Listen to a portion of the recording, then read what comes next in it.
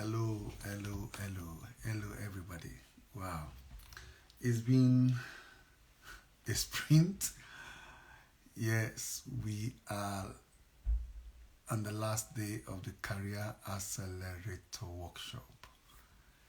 It's been phenomenal.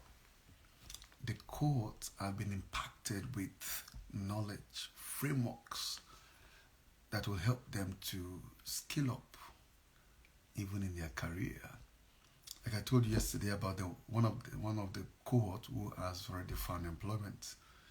In fact, she's gone for about 4 interviews now already. So within the time we begin to support her, even before we came into this week. So it's great. If you missed this cohort, not to worry.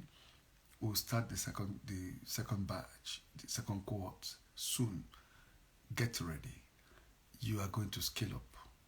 Whatever be the obstacles standing between you and your desired career, it shall go away.